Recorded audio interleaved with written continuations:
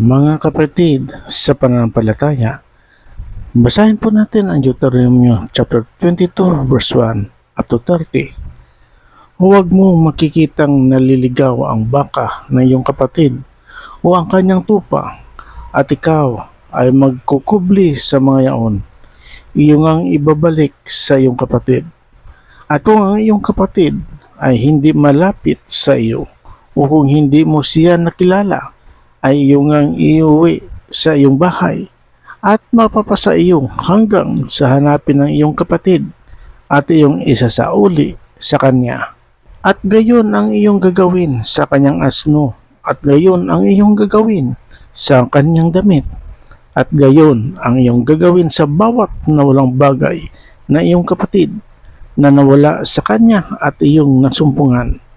Huwag kang magkukubli, huwag mong makikitang napahiga sa daan ng asno ng iyong kapatid o ang kanyang baka at ikaw ay magkukubli sa mga yaon. Iyong tutulungan siya upang itindig sila uli. Ang babae ay huwag mananamit ng nauukol sa lalaki. Niyang lalaki ay magsusuot ng pananamit ng babae, sapagkat sino mang gumawa-gawa ng mga bagay na ito ay karumal-dumal sa Panginoon mong Diyos.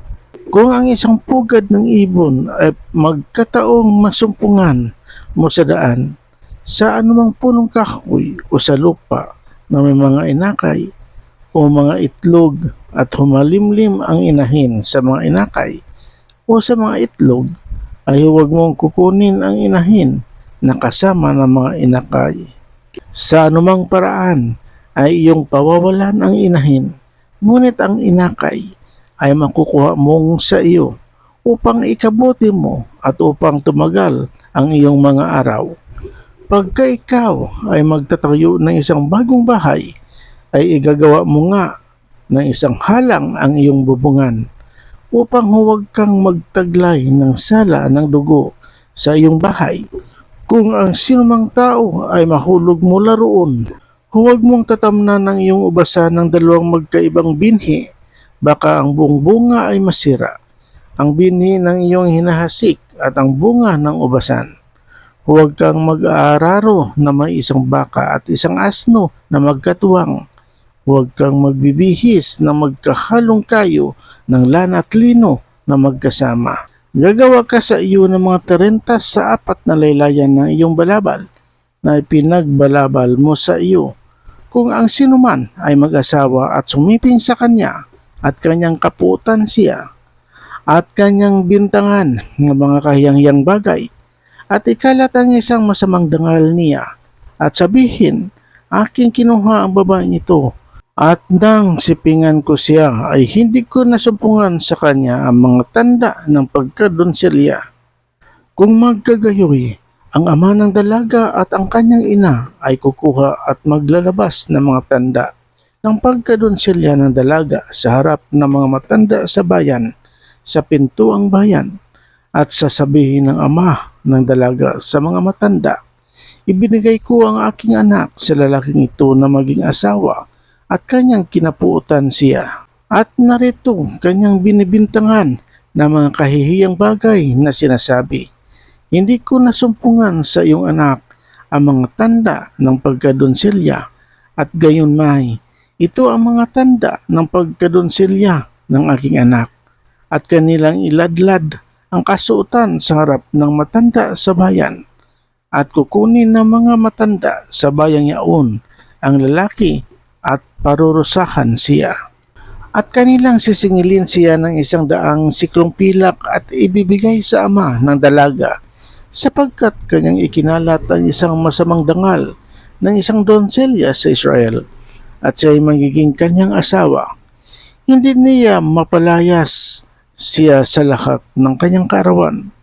Ngunit kung ang bagay na ito ay totoo, ng mga tanda ng pagkadonselya ay hindi masumpungan sa dalaga, ay kanilang ngang ilalabas ang dalaga sa pintuan ng bahay ng kanyang ama at babatuhin siya ng mga bato ng mga lalaki sa kanyang bayan upang siya ay mamamatay, sapagkat nagkasala siya ng kaululan sa Israel na nagpatutot sa bahay ng kanyang ama. Gayon mo aalisin ang kasamaan sa gitna mo. Kung ang isang lalaki ay masumbungan na sumiping sa isang babaeng may asawa, ay kapwa nga sila'y papatayin.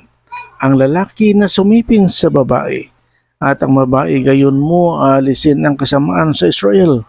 Kung ang isang dalagang mag-aasawa sa isang lalaki at masumpungan siya ng isang lalaki sa bayan at sumiping sa kanya, ay inyong ngang ilalabas kapwa sila sa pintuan ng bayang yaon at inyong babatuhin sila ng mga bato upang sila'y mamamatay. Ang babae sapagkat di siya'y sumigaw ay nasa bayan at ang lalaki sapagkat pinangayupapa ang asawa ng kanyang kapwa. Gayon mo aalisin ang kasamaan sa gitna mo. Ngunit kung masumpungan sa parang ng lalaki ang isang dalagang mag-asawa at dahasin ng lalaki siya at sumiping sa kanya, ang lalaki nga lamang na sumiping sa kanya ang papatayin. Ngunit sa babae ay huwag kang gagawa ng anuman. Wala sa babae ngaon ang anumang kasalanan marapat ikamatay. Sapagkat gaya na kung ang isang lalaki ay bumabangon laban sa kanyang kapwa at pinatay niya siya, ay gayon din ang bagay na ito. Sapagkat nasumpungan niya siya sa parang, ang dalagang mag-aasawa ay sumigaw at walang magligtas sa kanya.